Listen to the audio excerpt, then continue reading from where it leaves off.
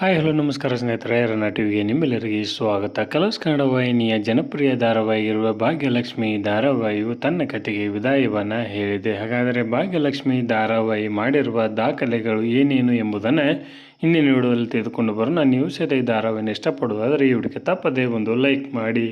2022 October 10ರಿಂದ ಆರಂಭಗೊಂಡಿದ್ದ Bhagyalakshmi ಧಾರಾವಾಹಿಯು 1150ರಷ್ಟು ಸಂಚಿಕೆಗಳನ್ನು ಪೂರೈಸಿ ದಾಖಲೆಯನ್ನು ನಿರ್ಮಿಸಿದೆ ಮತ್ತು ಒಳ್ಳೆಯ TRP ಹೊಂದಿದೆ.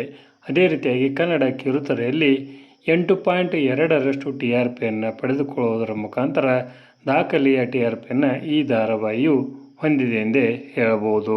ಅದೇ ರೀತಿಯಾಗಿ ಆರಂಭದಲ್ಲಿ ಒಂದೇ ಕಥೆಯಾಗಿ ನಂತರ ಇನ್ನೊಂದು ಕಥೆಯಾಗಿ ಹೊಸ ಧಾರಾವಾಹಿ ಸೃಷ್ಟಿಯಾಗಿದ್ದು ಇದೇ ಮೊದಲು ಎಂದು ಹೇಳಲಾಗುತ್ತಲಿದೆ. ಲಕ್ಷ್ಮೀ ಬಾರಮ್ಮ ಎಂಬ ಧಾರಾವಾಹಿಯೇ ಮತ್ತೊಂದು ಧಾರಾವಾಹಿಯಾಗಿ ಬದಲಾಗಿ ಅದು ಸಹಿತ ಯಶಸ್ವಿಯನ್ನು ಕಂಡಿತು. ಇನ್ನು ಸುಷ್ಮಾ ರಾವ್ ಅವರು ಹಿಂದಿನ ಧಾರಾವಾಹಿಗಳಿಗಿಂತ ಈ ಧಾರಾವಾಹಿಯಲ್ಲಿ ತಮ್ಮ ಜನಪ್ರಿಯತೆಯನ್ನು ಹೆಚ್ಚಿಸಿಕೊಂಡರು.